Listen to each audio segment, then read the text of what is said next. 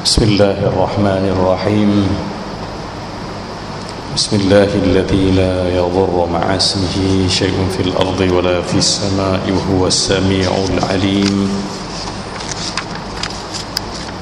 أحييكم بتحية الإسلام، تحية طيبة مباركة من عند الله السلام. السلام عليكم ورحمة الله وبركاته.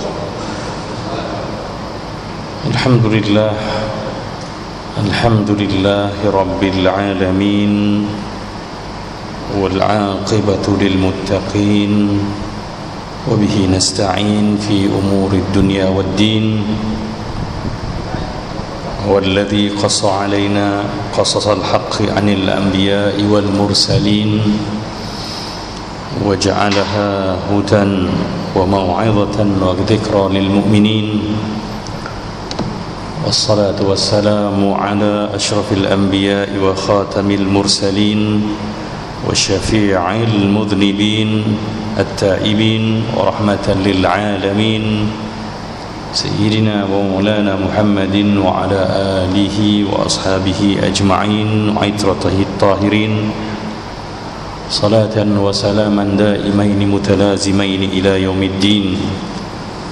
رب اشرح لي صدري ويسر لي أمري واحلل عقدة من لساني يفقهوا قولي. سبحانك لا علم لنا إلا ما علمتنا إنك أنت العليم الحكيم. لا حول ولا قوة إلا بالله العلي العظيم. أما بعد. Yang mulia yang dikasihi Tuan Imam, Tuan Bilal yang menyempurnakan salat jemaah fardu subuh kita pada pagi ini, si pengurusi dan barisan hajatan kuasa masjid yang bersama, tuan-tuan, puan-puan, hamba-hamba Allah, sidang jemaah yang dirahmati dengan nikmat iman. Alhamdulillah, puji dan syukur kita kepada Allah Subhanahu wa taala yang sekali lagi membangunkan kita setelah mana menidurkan kita, dan ucapan alhamdulillahilladzi ahyana ini kena disebut dengan penuh rasa syukur. Nah, di sana ada orang yang tidur tak bangun-bangun dah, tapi kita alhamdulillah Allah bangunkan kita semula. Moga-moga hari yang Allah rasikan ini bertambah kebaikan, menganugerahkan keampunan, dan juga keselamatan, kesejahteraan kehidupan kita di dunia sebagai hamba Allah dan khalifahnya sehingga sampai ke negeri akhirat nanti. Selawat dan salam untuk junjungan besar Nabi kita Muhammad sallallahu alaihi wa alihi wa sahbihi wa baraka wa sallam. Alhamdulillah, pada pagi ini kita menyambung penceritaan kisah-kisah Al-Quran yang saya ni sebenarnya dijadualkan pada minggu pertama, dan kalau ada minggu kelima berbetulan dengan hari Ahad, saya akan hadir sama. Itu yang kata, bukan minggu lepas Ustaz dah datang ke ni? Ya, minggu lepas tu sebab minggu kelima. Minggu ni minggu pertama jadual asalnya. Jadi pada pertemuan minggu sudah kita dah bercerita pada satu hadis, bercerita bagaimana ketika Allah telah menyempurnakan pembentukan jasad Adam, Allah biarkan begitu, dan datanglah iblis bertawaf, memasuki, mengerumuni ataupun mengelilingi Adam alaihissalam. Dan bagaimana dia dapati Adam ni kosong. Ya, memang kosong lah, sebab kita ada rongga, ada ruang dada, ada ruang perut, dan ada lubang-lubang hidung, telinga dan sebagainya. Falamma ra'ahu ajwaf, bila mana dia tengok ada rongga-rongga kosong, arifa annahu khalqun la yatamalla, dia tahu bahawa Adam adalah makhluk dan anak cucunya adalah makhluk yang tidak boleh memegang apa-apa, memiliki apa-apa. Hatta itulah realitinya. Mau tak mau kita terpaksa akur, dan kita pun sedar bahawa memang manusia bukan saja dia tidak mampu memiliki apa yang dia mahu miliki, melainkan dengan izin Allah, malah dirinya sendiri pun kadang-kadang dia tak mampu memiliki. Ketika mana dia diamuk dengan rasa marah, hilang pertimbangan, hilang dirinya. Di mana dilamun cinta yang menggila, dia tak ingat dah dunia dia, habis semua benda yang dikawan-kawan. Cerita Piramli pun tengoklah kita, habis semua benda ditinggalkan. Itu cerita orang yang kosong lah. Tapi rupanya ruang kosong, saya ulas hari ini, ruang kosong yang Allah cipta untuk anak cucu Adam, yang Allah kata laqad khalaqnal insana fi ahsani taqwim, kami jadikan manusia ni, insan ni dengan sebaik-baik pembentukan. Ruang kosong tu rupanya untuk diisi dengan satu benda yang sangat hebat dan besar. Apa dia? Allah namanya. Dan manusia bila isi ruang kosong dirinya dengan Allah, dia jadi sangat hebat. Sebab tu kita diajar dalam realiti kita nak berhadapan dengan musuh, inna syaitana lakum aduwwum mubin. Ini anak cucu iblis yang siasa memang cari peluang yang menghina kita. Daripada pandangan pertama dia tengok, dia dah pelekehkan kita. Kita hanya akan jadi hebat bila mana ada kalimah Allah di situ. Perasan tak? Bila mana kita minta tolong, kita kata a'udzubillah. Isti'adah tu tak akan jadi apa-apa melainkan kerana ada kalimah Allah tu. A'udzubillahi minasyaitanir rajim. Maka dia akan jadi hebat.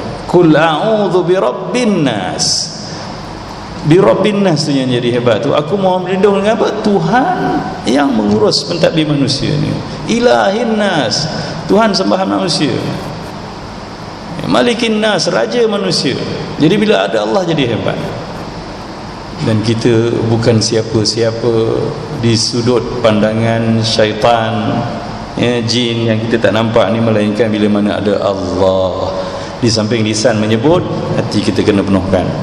Sebab tu bila mana hati kita kuat dengan Allah, dia akan jadi hebat sangat. Sebab tu anak-anak kita yang selalu diserang ataupun dirasuk jin tu, sebab apa? Dia dalam hati dia kosong, dia kosong. Sebab tu didik anak kita untuk besarkan Allah. Yang kita tension, tak boleh berhadap dengan ni. Sebab apa? Jiwa kita kosong. Kita ada aset yang besar dalam hidup kita, ada Allah. Kita ada selawat atas Nabi yang sangat hebat. Selawat atas Nabi ni kena faham gini je, kita utus salam kasih pada Nabi, Allah yang Maha Pengasih ni akan kasihkan kita. Maka dia akan prihatin, beri rahmat dan perhatikan kita. Subhanallah, indahnya ciptaan Allah pada manusia. Sebab kalau kita logikkan, Allah kata laqad khalaqnal insana fi ahsani taqwim, sebaik-baik bentukan manusia ni, apa benda yang ada? Fizikal tak kuat, tapi ruang-ruang kosong yang ada tu untuk cantik, mudah, yang artinya kita senang ingat Allah bila mana kita sebut Allah dan hayati sebutan tersebut. Begitulah kelemahan, keindahan, kesempurnaan di balik kekurangan manusia yang Allah cipta sengaja begitu keadaannya. Hari ini kita nak bercerita satu lagi hadis berkenaan dengan suasana ketika mana Adam dalam keadaan terbaring kosong begitu, dengan pembentukannya yang 5 marhalah atau 5 proses pembentukan daripada tanah. Kemudian tanah tu dicampur dengan air, macam adonan kuih punya kita ni. Kemudian Allah biarkan untuk satu ketika sampai tanah tu jadi min hama'im masnun, lumpur yang berbau busuk. Artinya kita ni asalnya pernah jadi lumpur. Dan kemudian Allah biarkan sehinggalah lumpur tu jadi bertaut kuat, jadi tanah liat. Lumpur tak boleh dibentuk, tanah berdebu tu tak boleh dibentuk, dicampur dengan air barulah sampailah jadi tanah liat, dan disitulah kita dibentuk. Dan akhirnya jadilah al-fakhar, jadilah tembikar macam kerat kosong gitu. Inilah prosesnya. Maka dalam hadis yang diriwayatkan oleh Imam Ahmad daripada Al-Irbad bin Sariyah radhiyallahu anhu, hadis ni agak panjang tapi dipetik ketika untuk Adam sahaja dalam kitab ini. Apa kata Rasulullah sallallahu alaihi wasallam sebagaimana yang didengar oleh Al-Irbad bin Sariyah? Riwayat Imam Ahmad ini katanya, inni indallah, kata Rasulullah, fi ummil kitab la khatamun nabiyyin wa inna Adam la munjadilun fi tinatih. Sesungguhnya kata Rasulullah, aku di sisi Allah dalam ketetapan Ummul Kitab benar-benar telah menjadi penutup segala nabi. Artinya ketentuan aku ni dah jadi ya penutup segala nabi, penghulu segala nabi. Wa inna adama la munjadilun fi tinati. Dan ketika itu Adam masih dalam acuan bentuk rupanya tanpa jasad dalam bentuk tanahnya. Hari ini cerita apa? Kalau orang tak faham, dia ingat hadis ni Rasulullah dah tercipta dahulu. Ya. Sebab tu ada sikit komplikasi bila mana ya, ada zikir-zikir yang Allah sebut Nur Muhammad sallallahu alaihi wasallam. Zikir tu tak ada masalah pun. Ya. Cerita Nur tu kalau siapa yang iktikadkan bahawa Rasulullah bercipta pada Nur, tak betul lah. Tapi orang-orang yang memuji Rasulullah, dia mengiktikadkan bahawa Nur Muhammad tu hadis ni lah, dia kata maksudnya ya maklumat, takdir, ketentuan yang bersinar ibarat cahaya itu dah ditentukan oleh Allah Subhanahu wa taala sebelum penciptaan atau ketika Adam masih belum bernyawa. Begitu. Itu kena faham begitu. Siapa nak zikir dengan kalimah Nur Muhammad sallallahu alaihi Muhammad tu bukan menyatakan Nabi Muhammad bukan nur, Nabi Muhammad manusia. Kan Nabi Adam daripada Adam. Dan Nabi Muhammad pun kata kullukum min Adam wa Adam min turab. Ya, setiap kita ni daripada Adam, Adam daripada tanah. Ceritanya daripada Al-Quran. Sebab tu kita ambil ya sumber cerita ni cerita yang paling mu'tamad, iaitu la raiba fi, iaitu Al-Quran. Tak ada ragu padanya. Jadi Adam dalam hadis ni Rasul ceritakan bahawa sesungguhnya aku ni di sisi Allah dalam ketentuan Ummul Kitab, takdir Allah dah benar-benar jadi penutup Nabi. Artinya takdir ketentuan Allah memanglah apa benda pun sebenarnya begitu, tapi nak cerita realiti ketentuan Allah ya, ini yang diwahyukan oleh Allah. Rasulullah sebut benda-benda bukan untuk berbangga, tapi untuk cerita besarnya rahmat Allah untuk umat ini. Artinya untuk jadi penyelamat, jadi sumber rahmat. Allah dah ceritakan sebelum Adam ditiupkan nyawa bahawa ketentuan ada rahmat yang besar akan turun ke bumi, iaitu dengan perutusan Muhammad. Dan ini pun deklarasi Al-Quran, wa ma arsalnaka illa rahmatan lil alamin.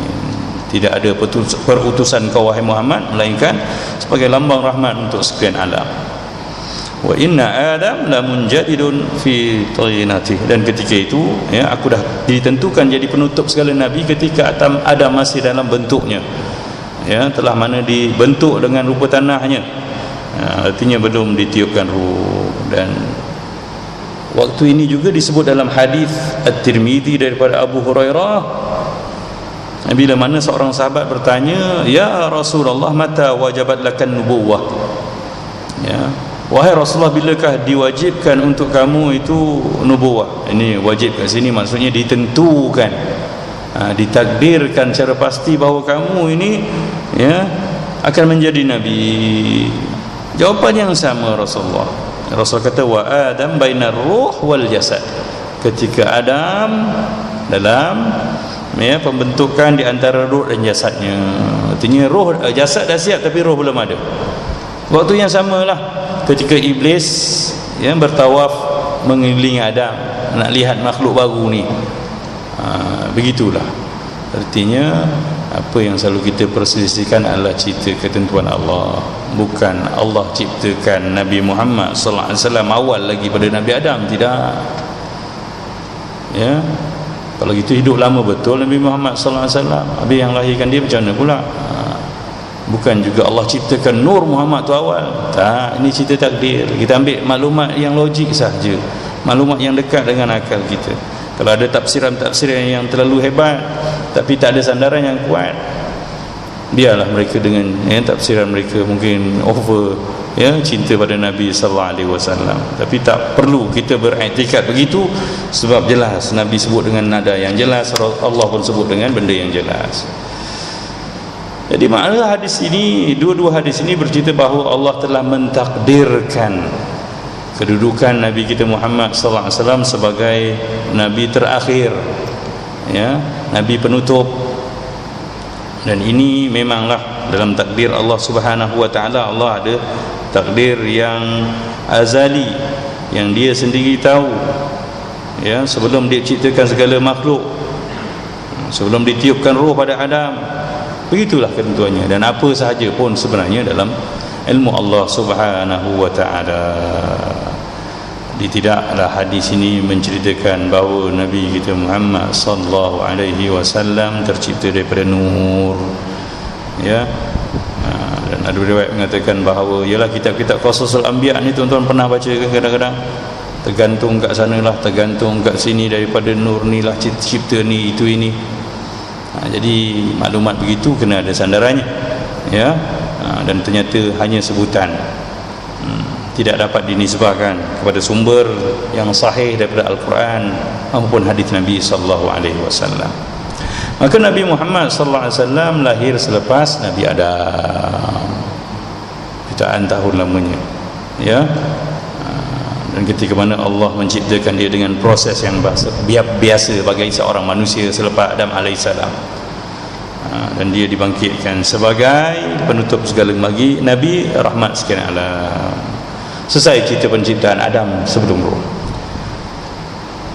Dan Adam alaihissalam melalui proses ini, proses terbaring, ya, sekian lama. Dalam hadis tu Allah sebut, Rasulullah sebut, ya, tarakahu ma sya'allahu an yatrukah. Allah biarkan Adam begitu dalam satu tempoh masa yang Allah kehendaki. Banyak dalam sebutan hadis begitu. Artinya Rasulullah SAW pun kadang-kadang tidak menyebut satu angka, ya. Pasal tak? Hadis ni maksudnya tak ada angka. Dalam satu tempoh masa yang Allah sendiri hendaki, Allah biarkan begitu. Kenapa tak cakap seminggu ke, 2 minggu ke, setahun ke? Dan ada ruang-ruang pula, ada ulama-ulama ataupun orang yang minat, dia akan menambah. Oh, sebenarnya tempoh masa ini adalah, ya, sebulan lamanya Allah biarkan. Tapi tak ada sandaran. Dan percayalah, konsep kita mudah, tuan. Ya, bila mana Allah Subhanahu wa ta'ala atau nabinya ini tidak menyebutkan satu-satu maklumat yang kita rasakan perlu. Kita rasa perlu kan? Patutnya kena bagi tahulah. Oh, best sikit cerita ni. Kita kena bujuk hati kita begini. Ya, Al-Quran dan hadis ini dia membawa hidayah. Apa maksud hidayah? Petunjuk. Sebab kita perlukan petunjuk. Ya. Dan dia kadang-kadang tidak membawa apa yang kita nak, iaitu hikayah. Hikayah apa? Cerita seronok je lah, tasliyah, hiburan saja. Sebab peranan Al-Quran dan hadis ni dia lebih pada, memang kadang-kadang dia buat analogi, cerita, tapi kadang-kadang cerita tu macam tak sempurna. Macam cerita Nabi Yusuf nanti kita, betul ke kahwin dengan Zulaiha? Sebab cerita tu tak penting. Cerita cinta sampai hujung ending ni cerita drama.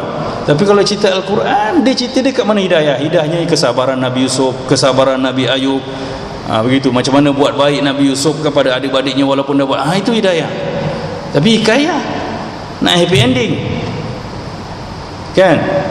Begitu. Tapi jangan risau, tuan-tuan, apa yang tidak dinyatakan dalam hadis, dalam Al-Quran, dia tidak akan menggugat petunjuk untuk kita jadi Muslim, untuk jadi hamba Allah Subhanahu wa ta'ala.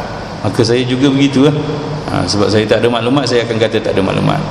Kalau ada sumber yang saya rasa dekat-dekat, saya akan sebut jugalah. Ya, supaya tidak menghampunkan jemaah kan. Kadang-kadang kita, Allah Ustaz, rasanya cerita ni macam ni, sebab kita dah biasa dengan cerita hikayat, bukan hidayah. Okey, ya, sebab Allah pun sebut dzalikal kitabul la raiba fih, ya. Allah kata apa? Hidayah lil muttaqin, hudan lil muttaqin. Allah tak kata hikayatil muttaqin. Kitab yang tidak ada ragu padanya ini, dia jadi petunjuk, bukan jadi cerita untuk kita. Seterusnya kita masuk pada satu proses bila mana Allah dah tiupkan roh pada Nabi Adam alaihissalam, dia dah hidup, ya.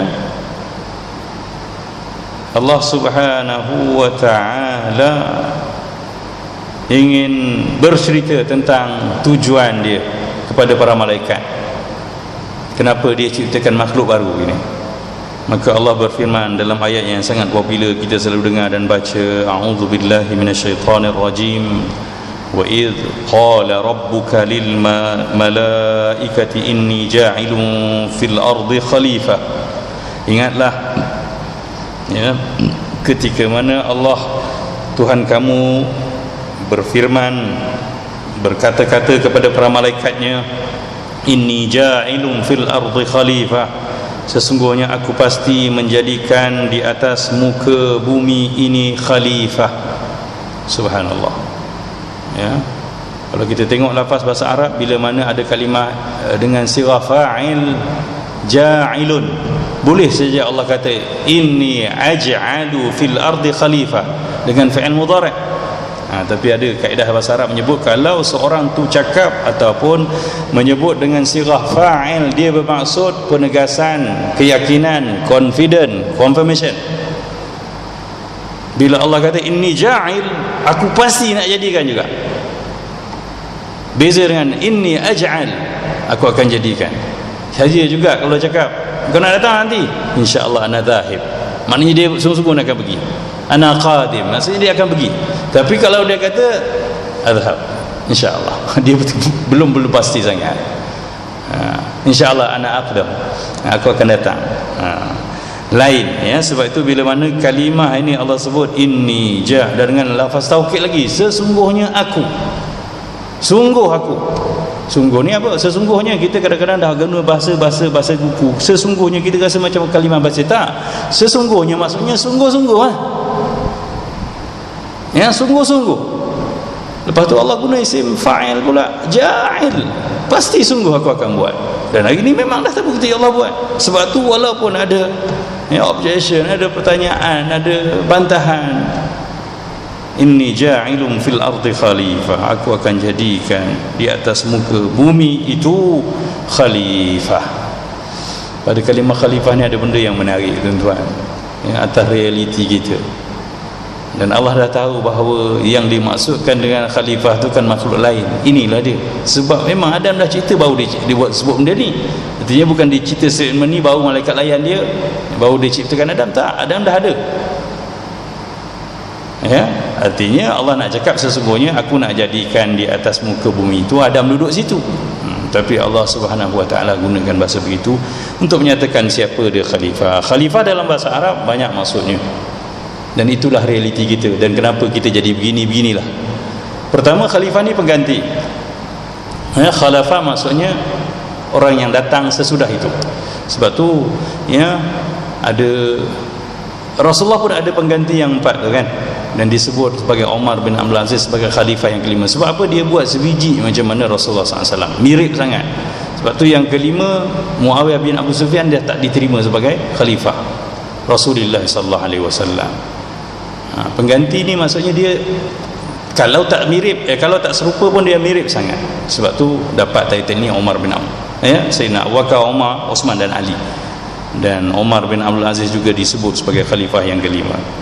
Itu yang pertama. Khalifah juga maksudnya, tuan-tuan, daripada kalimah khalaf. Khalafah yakhlifu maksudnya berselisih, salah.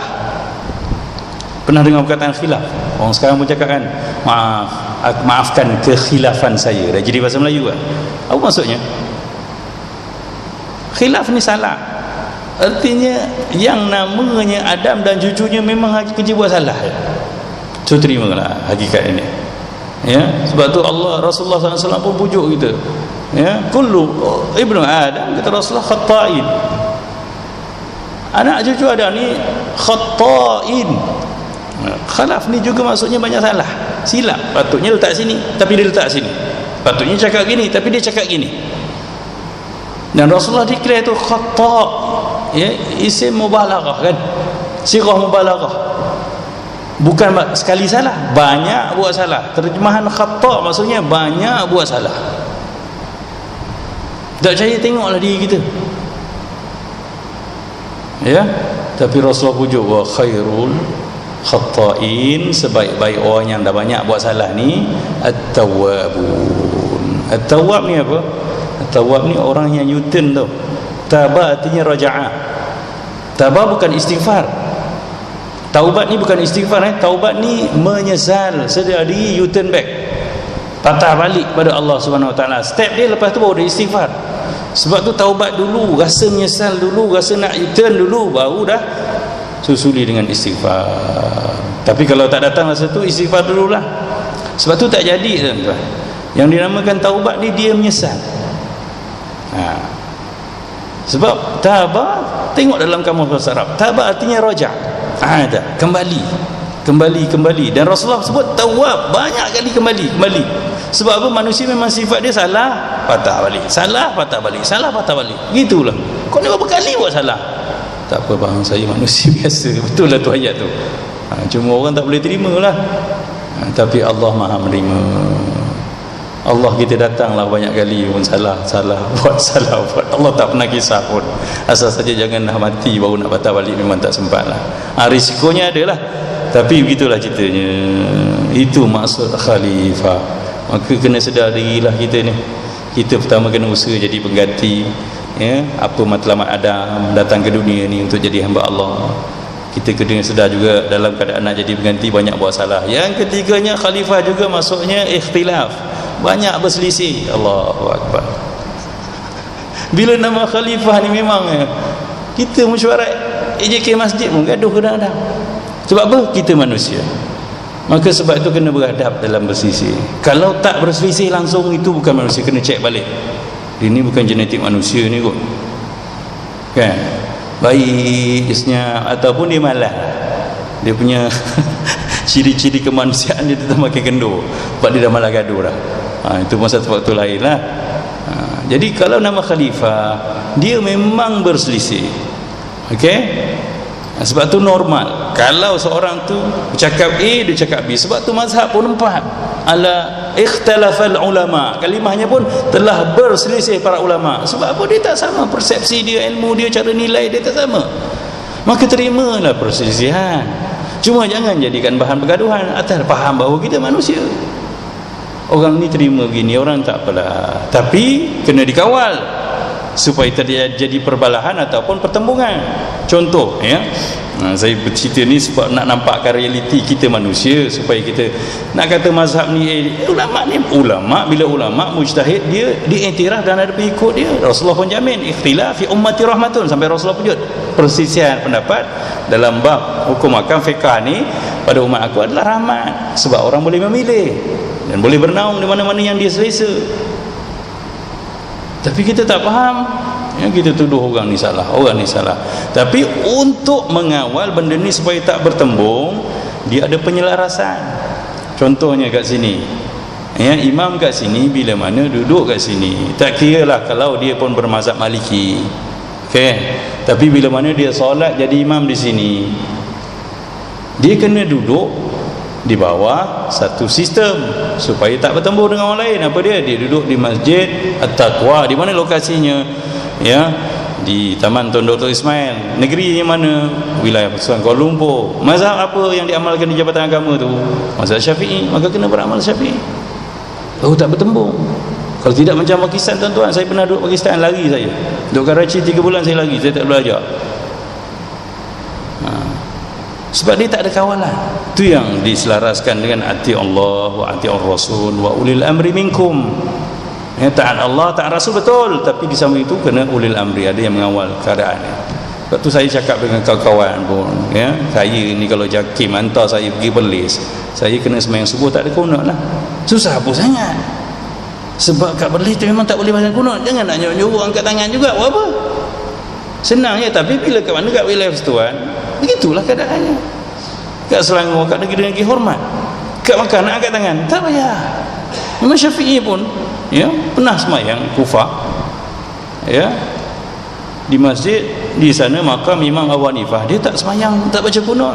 Anak murid dia serbu dia sebab dia. Apa dia jawab? Dia kata mengutamakan, menghormati suasana di sini adalah lebih utama daripada sunnah abad yang kita pertahankan. Kan cantik gitu kalau ada sistem. Itu cerita ikhtilaf kita. Sebab memang kita tak sama. Bayangkan Imam Ahmad Ibn Hanbal tu anak murid Imam Syafi'i, dia buat mazhab lain. Adakah dia degil? Tak, sebab dia manusia, dia khalifah. Imam Syafi'i kan kecil-kecil dah duduk menghadap Imam Malik, dia buat mazhab baru. Kenapa? Sebab khalifah. So bukan untuk bergaduh. Rasulullah pun dah kata, ya, jadi kalau pengusi masa ni naik, dia suka buat benda ni, biarlah dia 2 tahun 3 tahun dia tukar, kita pula buat. Bukan kita condemn sana sini sampai bila tak selesai, dan nampak buruk je kita pun, tuan-tuan. Itulah kena faham realiti, ya. Ya, bila Allah sebut makhluk yang akan turun ke bumi ni makhluk yang suka bergaduh, suka bersisi, sebanyak buat salah. Kena sedarlah. Dan dia akan jadi indah bila mana kita berpandukan Al-Quran, berpandukan hadis. Ya, pandukan apa? Kita sedar, oh patutlah kita ni macam ni sebab kita khalifah. Kita memang ada selalu berselisih, itu normal. Dan Rasulullah kata ikhtilaf ni rahmat. Cari rahmatnya macam mana? Cari kebaikan. Ulama-ulama besar pun ikhtilaf, kita laki bini lagi lah ikhtilaf. Nak cuti mana ni bang? PD bang, tak boleh bang, orang bang besar. Nak pergi Melaka, nak pergi, tak pergi mana lah sekali. Maka bertolak ansur lah, cari benda yang positif. Ya, begitu untuk berkehidupan, untuk memastikan orang semua menerima kita. Tak mungkin dalam hidup ni. Kena percaya begitu tuan-tuan. Kalau tidak, sampai bila tuan-tuan akan hidup sampai tension sampai mati. Ya, untuk mesyuarat dan suruh orang angkat tangan setuju dengan kita. Sebab kita bersyarat bukan dengan malaikat, kita bersyarat dengan manusia. Ada yang diam je, tak apa, kau tak sokong aku, tak payahlah marah. Memang dia tak boleh sokong kita sebab dia ada pendirian, kecuali dia tak ada standing, dia ada kepentingan, dia nak bodek kita. Orang begitu tak bagus, itu identiti munafik. Jadi begitulah indahnya bila mana kita pergi Al-Quran ni satu tengok kalimahnya, kita akan dapat realiti hidup kita. Qalu ataj'alu fiha man yufsidu fiha wa yasfiku ad-dima. Ini siapa cakap? Para malaikat cakap. Dia kata, adakah kamu akan jadikan di muka bumi nanti man yufsidu fiha, ya, siapa orang yang merosakkannya? Pandai-pandai pula malaikat ni kata kita nak rosakkan bumi. Kita kena tahu yang cakap ni malaikat. Malaikat dia tak ada perangai dengki, dendam, tak puas hati, sangka buruk, tak ada. Artinya malaikat cakap atas fakta lah. Sebab apa? Dia dah tengok. Bukan iblis je tengok, malaikat pun semua tengok makhluk ni. Dia ni bersih daripada nur, cerah nampak. Nur kan cahaya pergi mana-mana nampak terang je. Ini tongkoi. Bahasa kita nak bagi hina diri kita ni. Allahu Akbar. Kita ni kan tuan-tuan, kalaulah tak reti merendah diri, buruknya kita kan. Maksud saya buruk sebab apa? Tak sedar diri ni buruk. Sebab tu Rasulullah pujuk kita, siapa nak dihormati, siapa nak diangkat tinggi, dia kena tawaduk. Sebab dia sesuai dengan kita, dia sesuai dengan manusia ni, memang tawaduk. Kalaulah meninggi, sombong, bongkak, semua menyempah. Sebab tak ngam, tak kena. Kalau iblis belagak tu walaupun tak elok tapi okey sikit, sebab dapat api. Kita ni daripada tanah, daripada tembikar yang pecah tu. Tembikar ni kalau tak bobor nyawa, dia tak bergerak, kering gitu, sepak orang pecah gitu je. Tanah, pasu tanah. Itulah kita. Wa yasfikud dima, dan akan menumpahkan darah. Wa nahnu nusabbihu bihamdika wa nuqaddisu lak. Sedangkan kami dah ada yang siasa bertasbih dengan memuji, mensucikan Engkau ya Allah. Ya, Allah jawab selalu, ya, pantas. Dan Allah kata, inni a'lamu ma la ta'lamun, aku tahu apa yang kamu semua tak tahu. Malaikat cakap tu atas realiti kita. Tak percaya? Kalau tak ada agama kita ni, tak ada rujukan, tak ada Allah dalam jiwa, apa kita buat? Betul tak dia cakap? Merosak. Tu anak-anak kita yang kat jalanan tu, nampak bus stand pun dia rosakkan. Nampak tu siapa elok pun dia terajang manusia. Bila mana tak ada iman, tak ada peraturan, tak ada penguasaan, kan? Apa je akan jadi manusia? Bila dia menyerang orang dan dia rasa dia ada kuasa, tak ada iman, tak ada Allah, dia merompak, merampas, merogol, menceroboh. Itulah manusia. Ngaku tak ngaku, itulah realitinya. Sebab apa?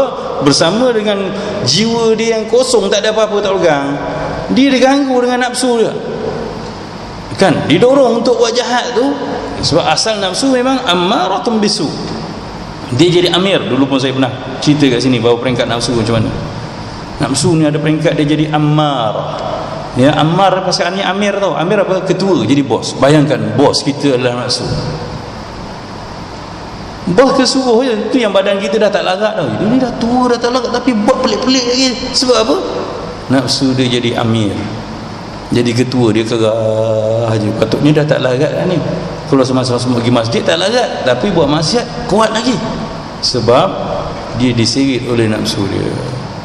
Jadi atas dasar ni lah, malaikat bukan dengki dengan kita, malaikat bukan ada kepentingan apa-apa, tapi dia macam pelik. Ya Allah, kenapa cipta makhluk macam ni letak kat dunia? Hancur dunia tu dengan tak ada kawalan, ya, tak ada pembalasan spontan, tak ada apa-apa. Kita tengok sinetron, ialah orang zina, orang buat itu, ya, terbakar kuburnya. Allah tak buat gitu semua. Begitu, ya.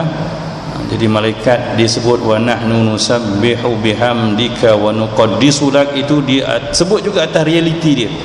Malaikat tak ada nafsu untuk dia berbangga, dia cakap atas fakta aje. Kami kan siasa, ya, berkhidmat, bertasbih, memuji engkau, menyucikan engkau ya Allah. Tapi Allah jawab selamba saja. Allah kata inni a'lamu ma la ta'lamun, aku tahu apa yang kamu tak tahu. Allahu akbar. Ya. Jadi begitulah, apa yang dirisaukan oleh para malaikat itu betul-betul berlaku, ya. Yang menumpahkan darah, yang menceroboh, merosak, memusnah ni bukan makhluk lain. Jin rasuk 2-3 orang je bang, kan? Itu pun satu asrama 3-4 orang kecoh dah. Kita bom satu negeri habis, satu kapal terbang kita tembak, tu manusia bukan jin yang tembak tu, kan? Jadi kerosakan, kehancuran, pembunuhan ini betul kata malaikat, ya. Tapi Allah Subhanahu wa taala yang telah menentukan bahawa ketentuan ini adalah dari sisi Allah Subhanahu wa taala. Kemudian kita pergi pada pula, ya, tentang ruh Adam ini macam mana disebut dalam Al-Quran. Allah pernah sebut kalimah min ruhi, daripada rohku, untuk Adam AS. Dalam surah Sad ayat 71 dan 72 Allah menyebut begini, a'udzu billahi minasyaitonir rajim, idz qala rabbuka lil malaikati inni khaliqum basharan min tin. Dan ingatlah ketika mana Tuhanmu berfirman kepada para malaikat, sesungguhnya pasti aku menciptakan. Ini kalimah ni disebut khaliq pula, ya, tetap dengan sirah fa'il. Kalau dalam Al-Baqarah tadi ja'il, jadikan, ciptakan, jadikan. Min tain, yang asalnya daripada tanah yang bercampur air. Fa idza sawaituhu wa nafakhtu fihi min ruhi faqa'u lahu sajidin. Dan apabila aku telah sempurnakan pembentukannya, rupanya wa nafakhtu fihi min ruhi, dan aku tiupkan pada jasad itu daripada rohku, faqa'u lahu sajidin, maka semua para malaikat sujud kepadanya. Jadi ada kalimah min ruhi, daripada rohku. Adakah Adam ini daripada roh Allah? Kalau asas realiti kalimah tu memang begitulah. Jadi dalam bahasa Arab, kalimah min kat sini bukan ditab'id, artinya bukan ambil daripada part Allah tu bagi pada Adam, ya. Sebahagian daripada, kita kan ada sebahagian daripada tubuh saya ini, hati saya sedekahkan pada sakit tersebut. Itu ditab'id, sebahagian min kat situ, ya. Tapi di sini adalah min kat sini maksudnya lil bayan, untuk beri maklumat saja, beri keterangan saja. Min ruhi itu maksudnya dari sisi Allah, ya, dari sisi Allah Subhanahu wa taala. Sebab apa? Tidak ada pembahagian daripada roh Allah tu. Allah tidak berjuzuk, ya. Habis kalau tanya bahagian dari sisi Allah tu bahagian mana, nyawa Adam tu? Mula ada orang merapu daripada ibu jari kaki. Ibu jari kaki, macam mana Allah tidak ada berjisim? Allah tak menyama dengan makhluk. Terroh pun, ya, Allah tidak hidup dengan roh. Ini kalimah menjelaskan roh Adam itu dari sisi Allah. Jadi boleh kita kata min ruhi itu adalah li bayanil jihah, untuk menerangkan dari pihak mana. Memanglah semua kehidupan ini semua hidupan makhluk ini dari sisi Allah. Tapi begitulah penjelasannya, ya. Jadi Allah berikan roh dari sisinya kepada Adam alaihissalam dengan keinginan, perintah dan kemahuannya. Dan sandaran roh kepada Allah Subhanahu wa taala ini, setengah mufassir kata min ruhi, bila Allah kata dan aku tiupkan roh dari pada jasad itu daripada rohku, ya, ini adalah, ya, untuk litakrimiha wa tashrifiha, ya, untuk memuliakan Adam. Intinya langsung direct dari sisi Allah dapat hidupan itu, nyawa itu, roh itu. Dan Allah Subhanahu wa taala pernah menisbahkan makhluk-makhluknya kepada dia, ya. Contohnya dalam kisah Nabi Saleh alaihi salam yang dia notis supaya jangan kacau unta itu. Apa kata Nabi Saleh? Hadhihi naqatullahi lakum ayah. Ini unta Allah ni untuk kamu sebagai tanda kebesaran Allah yang nak uji kamu. Begitu juga dalam ayat yang selalu kita dengar, faqala lahum rasulullah naqatallahi wa suqiyaha. Nabi Saleh kata, ya, kepada kaumnya, ya, bahawa ini adalah untuk Allah dan inilah air minuman dia, jangan kacau. Jadi untuk Allah, adakah Allah ada unta? Tak, maksudnya unta yang datang dari sisi Allah, sebab dia tiba-tiba menjelma begitu kan. Jadi nak faham maksudnya datang dari sisi Allah. Adam tak ada bapa, tak ada mak, jadi dia hidup macam mana, nyawa macam mana datang? Allah bentuk sendiri, dan rohnya Allah datangkan dari sisi Allah, bukan dari bahagian, ya, Allah Subhanahu wa taala. Maha suci Allah daripada berjisim. Okey, selesai, ya. Jadi kita tak tahu macam mana, ya, bentuk rupa roh ini. Kulli roh min amri rabbi. Bila kita pernah bertanya juga, ya, dan para sahabat, artinya orang Arab dulu pernah bertanya kepada Rasulullah sallallahu alaihi wasallam tentang roh. Wa yas'alunaka 'anil ruh, ni perbahasannya panjang. Maka Allah jawab, kullir ruhu min amri rabbi. Jawab Muhammad bahawa roh itu urusan Tuhan aku. Wa ma utitum minal ilmi illa qalila. Dan kamu semua, bukan Muhammad saja, wa ma utitum antum minal ilmi, daripada ilmu tentang roh ni, illa qalila, ya, kecuali sedikit sangat dapat ilmu. Sebab tu kajilah macam mana tentang roh ni, orang masih, ya, tak dapat nak menentukan roh ni kat mana, dekat jantung ke dekat akal. Ada orang jantung dah tak berdegup tapi minda dia masih bergerak ataupun berfungsi. Begitu sekali ada orang kaji. Jadi tak boleh, sebab memang Allah dah beritahu begitu. Kalau cakap filem-filem tu macam-macam lah orang mengarang kan, boleh hidupkan orang balik dan sebagainya, tapi cerita sebenarnya memanglah sedikit. Allah tak bagi banyak maklumat tentang roh ini. Dan ada satu benda menarik, fakta menarik tentang Adam bila mana mula dia ditiupkan roh. Ada satu hadis menyebut begini, Tirmizi daripada Abu Hurairah radhiyallahu anhu menyebut bahawa Rasulullah SAW bercerita, lamma khalaqallahu Adam wa nafaha fihi ruh atas, ya, lama apabila Allah menciptakan Adam alaihi salam dan meniupkan roh kepadanya, dia bersin atas, ya, faqala alhamdulillah, lalu dia menyebut alhamdulillah. Artinya kalimah pertama yang Adam sebut alhamdulillah. Jadi kalau bersin tak sebut alhamdulillah, bukan anak cucu Adam lah, ya. Bangun tidur tak reti nak sebut alhamdulillah, bukan anak cucu Adam. Subhanallah. Kita kalau kenang-kenangkan balik kan, Adam ni dia seorang yang sangat baik, tuan-tuan. Naluri dia Allah ciptakan sangat baik. Dia ingat Tuhan, dia bersyukur sangat Tuhan, dia salah dia mohon maaf. Rabbana zalamna anfusana, itu ucapan Adam tu, ya. Sedangkan dia tertipu, terpedaya je makan buah khuldi, itu bukan dia nak sangat, ya. Itu pun tak dengaku, ya Allah aku dah buat salah, aku zalim diri aku. Kita ni kalau dah buat salah tak reti nak minta maaf, tak reti nak istighfar.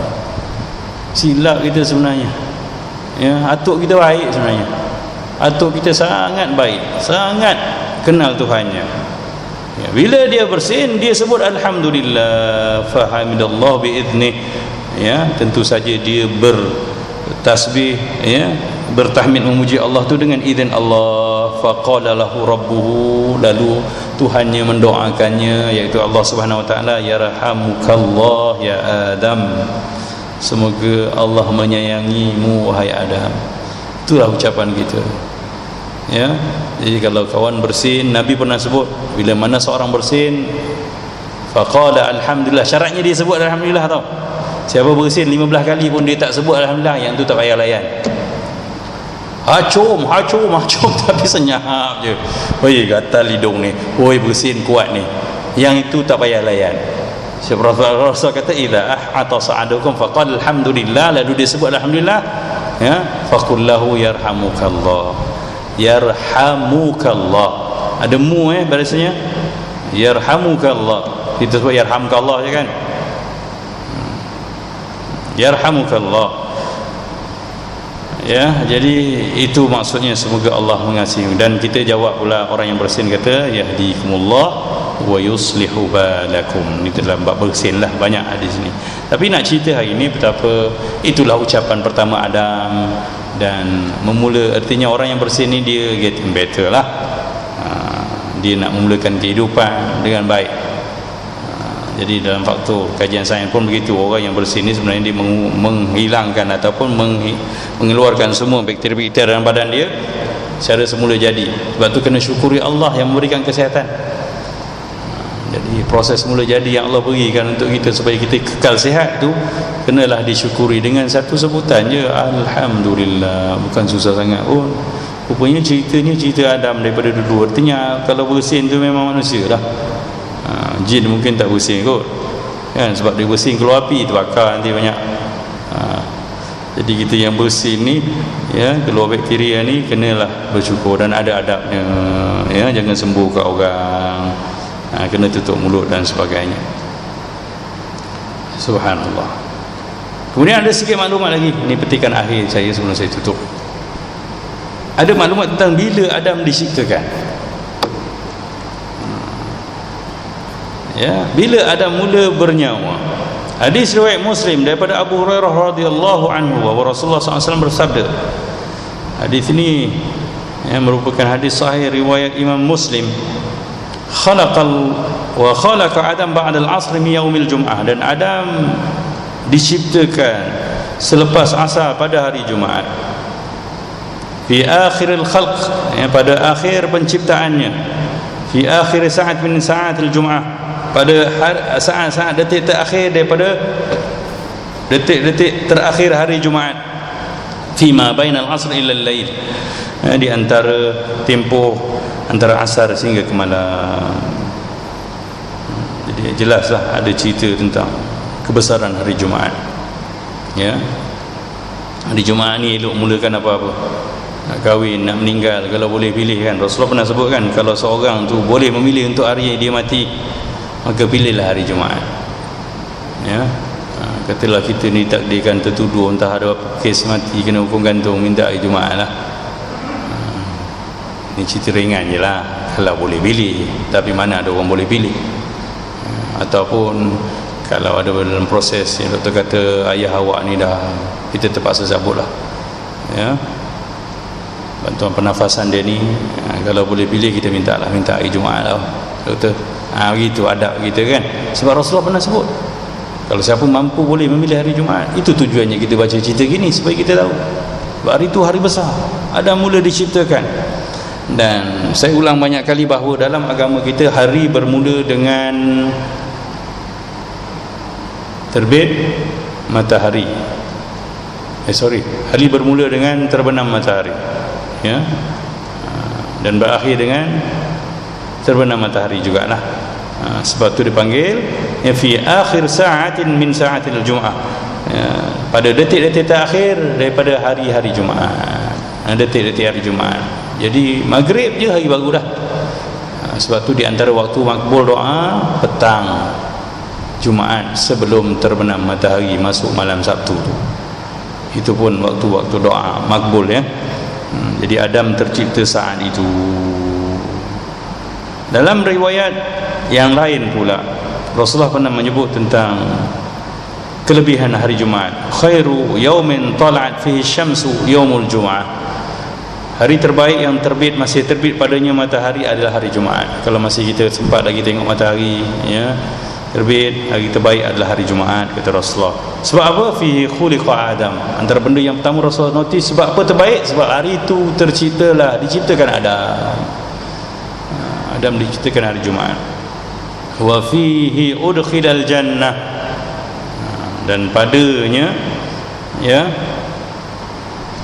dia dimasukkan ke dalam syurga. Wa fihi ukhrija minha. Dan padanya juga, pada hari Jumaat jugalah Adam dikeluarkan daripada syurga untuk tinggal ke dunia. Jadi permulaan apa pun banyak berlaku pada hari Jumaat, ya. Jadi kalau hari ini kita buat kenduri kahwin, selalunya Sabtu Ahad kan. Tapi kalau boleh nikahkan anak tu hari Jumaat lah, minta dengan ustaz, dengan imam tu, ambil keberkatan hari Jumaat, memulakan. Dan buat ni dengan penuh faham, ya, dan penuh doa, harap dengan Allah, ya Allah, aku mulakan hari ni, kan. Begitu juga apa-apalah, nak buka bisnes, buat pelancaran, tak salah kita pilih hari ni. Sebab apa? Hari berkat, hari besar. Dan lafaz Abi Daud, ya, disebut begini, khairu yaumin tala'a fi syamsi yaumul jum'ah. Hari terbaik yang terbit padanya matahari, hari Jumaat. Fi khuliqa Adam. Hari itu hari Adam dicipta. Wa fi uhbit. Hari itu juga dia diturunkan ke bumi. Wa fihi tiba alaihi. Pada hari ini juga dia diampunkan, taubatnya diterima. Allahu akbar. Nabi Adam buat salah apa sangatlah, kan. Salah tertipu pun bertaubat sungguh-sungguh dia, ya. Dan taubatnya diterima hari Jumaat. Wa fihi mat. Pada hari Jumaat juga Nabi Adam wafat. Wa fihi taqumus saah. Pada hari Jumaat juga, ya, akan berlakunya hari kiamat. Jadi begitulah, ya. Pada hadis-hadis ini ada bercerita tentang waktu detiknya Adam lahir dan tercipta, ya, dan kebesaran hari Jumaat. Sampai di sini dulu, insya-Allah. Kita sambung lagi pada pertemuan akan datang, ya. Cerita pula rupa bentuk Nabi Adam ni, ketinggian dia ada disebut, dalam hadis sahih, ketinggian fizikal Nabi Adam. Dan kita nanti akan bangkit di akhirat dengan ketinggian asal itu, ya. InsyaAllah kita bincangkan pada pertemuan akan datang. Qulu qawli hadha wa astaghfirullahal azim li wa lakum wa lisa'il muslimin innahu huwal ghafurur rahim. Bismillahirrahmanirrahim. Alhamdulillahirabbil alamin wassalatu wassalamu ala asyrafil mursalin sayyidina Muhammadin wa ala alihi washabbihi ajmain. Allahumma ij'alna mimman yastami'una al-qawla fayattabi'una ahsanah. Rabbana zidna 'ilman warzuqna fahman walhamdulillahirabbil alamin. Wa assalamu alaikum warahmatullahi wabarakatuh.